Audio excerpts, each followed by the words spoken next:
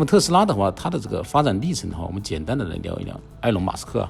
马斯克他不是特斯拉的创始人，那么他的创始人的话是03年有一个马丁·艾伯哈德和一个马克·塔彭林，他们2个工程师在车库里面创立的特斯拉。那么第一款车型，也就是我们知道的这个 Roadster， 这个 Roadster 的话，就是拿莲花与历史的车身底盘，再加上这2个工程师自己鼓捣的一个3电系统，把它装上去。那么这个到04年的时候，马斯克的话看到这2个工程师和他们的这个车型，觉得这个东西可以拿来做一做。那么也就是在这个时候，马斯克是以 A 轮投资方的方式来进入特斯拉的。那么这个特斯拉的话，到那个时候才真正的命名这个公司为特斯拉汽车。马斯克的话也是作为 CEO 而进入，那么他也是参了大量的一个股份。Roadster 发布以后，这个成为当年最佳车型的一个主要的因素就是这个 Roadster 它的这个车子的这个性能，100公里加速的话是3秒7，也就在当年的话，它已经是达到了法拉利这个级别的一个。后续的话，我们也知道特斯拉的话陆续也出了那个 Model S， 包括 Model X， 到今天的 Model 3。那么为什么特斯拉能够走到今天？那么实际上我们知道，在这个纯电动汽车里面特斯拉肯定远远不是第一个做的。那我们历史上第一台这个纯电动车是保时捷做的，也就是费迪南的保时捷。那么后面真正走量的，那在这个混动里面知名度比较大的，可能就是大家知道的丰田的普锐斯，也是销售了20-30万台。那么纯电动的话，有日产的利福，这样还有通用的 Volt， 这些都是纯电动车，而且都是卖到10万台以上的销量的。其实从纯电动的角度，特斯拉不是第一个吃螃蟹的人。那么特斯拉它在美国硅谷呢，为什么能够做出来这样一个东西？那么这里面有很多的一些因素。其实主要的一个因素的话，就是说它在这个就首款车型的运用的时候，它的思路是非常 OK 的。也就它第一款车没有研究直接从零去做一台车，因为刚开始一个起步的一个汽车企业，一个主机厂，它要去完善一台车，大概需要3到5年的时间。也就是3到5年的时间，你要去开发一台车，从它的概念设计到它的一个油力模型，到内外饰，到底盘的抛皴，到最后的调教，这个过程是非常非常冗长的。那么如果刚开始的一个汽车企业一穷二白的时候去介入这件事情，十有八九的话是做不下去的。那么马斯克很聪明的去发现了刚才我们说的这2位美国工程师的这个 Roadster， 然后把他这个现成的盘子给接过来，他来运作，他来操盘。那么他的思路是怎么样的？首先是让美国的土豪们认可这个车。那马斯克他找了一大堆的明星，不管是商界的名流还是影视圈的名流，也就是好莱坞的名流，他让这些名流的话或买或送，也甚至是半买半送，让这些名流来拥有这个车。那么其次的话，这个车的加速的话非常给力，因为在那个年代的话，00几年那个年代的话，100公里加速不要说是3秒多，就是4秒5秒的话也是非常非常快的。那么它的加速很给力的话，给这些人的驾驶体验的话是带来非常强烈的一个冲击。从那个时候，至少在美国认为特斯拉这个车还是很快的。那大家认为电动车可能性能都非常差，那实际上是相反的，电动车的性能是非常非常好的。这样的话树立了一个很好的一个口碑。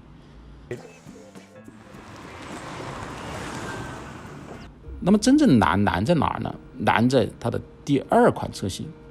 那么第1款车型的话，我们知道就是敲门砖，作为0和1的一个入门。那么第2款车型的话，你还本着这样的一个思路，就是纯粹的为了去搏名，那么是很难走下去的。那么特斯拉这个时候它研发的一个主力车型的话，就是 Model S。那 Model S 的话，它的定位是直接跟奔驰的 S 和宝马的7系来对标的。那么作为第2款车型，就敢于跟这2个 BBA 阵营里面的塔尖上的车型去对标，那么我们也看出马斯克的胆量是非常非常大的。那么事实上是怎么样呢？事实上到特斯拉出来以后，在17年它的销量的话就已经超越了奔驰 S 和宝马7系，就它卖到6-7万美元的这样一个车型，但是它的销量已经超过了奔驰和宝马。那么从这里面我们会看出，就是马斯克运作这个特斯拉的一个思路它就是一个很简单的一个从顶至下的一个思路。就首先满足极端的土豪，其次的话，它要满足美国的这个主流的消费群体，就是在豪华车领域的消费群体。那么它瞄准了奔驰、宝马的旗舰。那它的车型的话是为什么能够让这些人也满意？那这就是很奇怪的事情。那么这源自于他的设计团队啊，他直接从底特律挖了一个成熟的一个汽车团队。那么这个汽车团队的话，它本身对汽车工程是非常非常了解的。那么了解的话，我们体现在哪儿呢？体现在 Model S， 它在工程上的很多很多的考量，都是在燃油车里面是以颠覆性的方式来存在的。它大量的融入了这个铝合金的一些压铸件，尤其是在悬挂的一些硬点，承受扭矩非常强大的4个拐角，它用了大量的这个大型的液压的这个铝合金的这个成型件。也就是说，铝合金压铸件加上型材，那么构成了特斯拉的一个底盘。那么这个底盘的特点的话，就是说它本身可以承受非常非常大的刚性，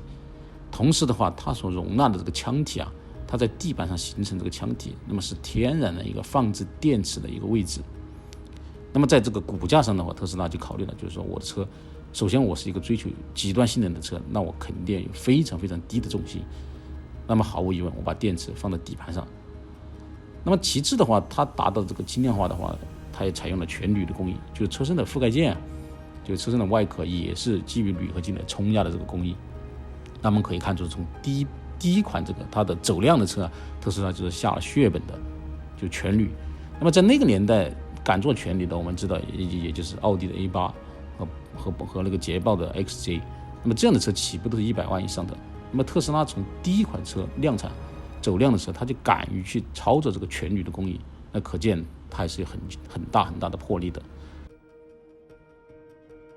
那么这个是不是就表达特斯拉在造车上有很强的造诣呢？我觉得倒不一定。那么能做这样的一个车型，在那个年代，如果是奔驰、宝马他们来做的话，包括奥迪，肯定是可以做的，甚至可以做得比它更出色。但问题在于他们没有做，当然他们也不会做。所以这也是个时代和一个机遇，它永远会给后来者给他们提供一个革命的一个机会。那么特斯拉的话，走到现在的话，它为什么能够支撑这1000多亿美元的这个市值？我认为这个电动车只是一个概念。那么纯电动车也不是它开拓的，就包括我们前面提到的，不管是普锐斯还是利弗还是沃特，他们都已经卖了很多很多年了。那么更主要的原因就是它通过纯电动车作为一个平台，在它上面嫁接了智能汽车，乃至于我们时下最火的一个无人驾驶、自动驾驶的一个概念。那么这个概念的话，给未来的汽车社会提供了一个巨大的想象空间。那这也是我们在前几节聊过，就为什么要以纯电动平台来作为这个智能汽车和网联汽车的一个平台，因为它有很多很多的优势。那我们知道造车本身是一件非常烧钱的事情，那么对特斯拉的话也不例外。那么特斯拉是怎么解决这一系列庞大的资金的呢？这其中有2个方面的原因。第一个方面原因的话，就是埃隆·马斯克啊，他本身就是一个真正的土豪。那我们知道，在 PayPal 收购他以前那个支付系统的时候，他自己就已经套现了上亿美元。其次的话，就是说他拉拢资本市场的这个能力啊，也非常非常的强。那么我们会发现，在特斯拉2010年6月份上市以前啊，他前面的5轮的投资，有4轮是马斯克自己领头的。那么另外的话，他一个关键的合作点的话，就是他说服了丰田去投资他。那么说服丰田投资他，他获得了丰田的一个闲置的这个工厂，同时还得到了5000万美元的投资。那么这说明他游说资本市场的能力也是非常强的。那么我们知道，丰田它本身也是汽车界的老大，他能够去投资特斯拉，说明这个事情还是真正看好的。另外一个关键点的话，就是他说服了奔驰投资他。奔驰的话投资他的话，这个有更深的一个含义的话，就是说它可以共享奔驰的很多的零件。但我们看到特斯拉的 Model S， 它的方向盘、它的转向杆，包括档位操作，包括我们的一些升降窗的一些按钮，这本身就是奔驰的一个量产车的一个零件。那么拿这些零件的话，它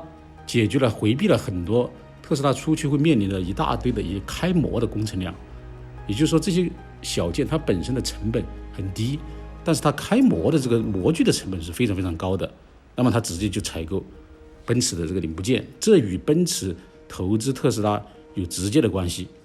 所以说我们可以看出，特斯拉它在资本市场的话也是游刃有余的，并且它能够说服传统车企的老大来投它，这是非常非常罕见的一件事情。那我们知道，在美国也是在硅谷历史上还有一个调性也比较高的车，叫菲斯科。菲斯科的话，当时最知名的话就是说，比尔盖茨也是作为他的一个车主来存在的。但是菲斯科一路走下来，没有走到现在，我们认为很大程度原因，也就是这个资本市场的接力的能力远远不及马斯克。实际上从这个角度来讲的话，特斯拉的成功与马斯克个人的英雄主义也是可以对等的。那么我们认为，有马斯克才可能有特斯拉。他是有强烈的一个 IT 背景的，他本身是一个互联网基因的人。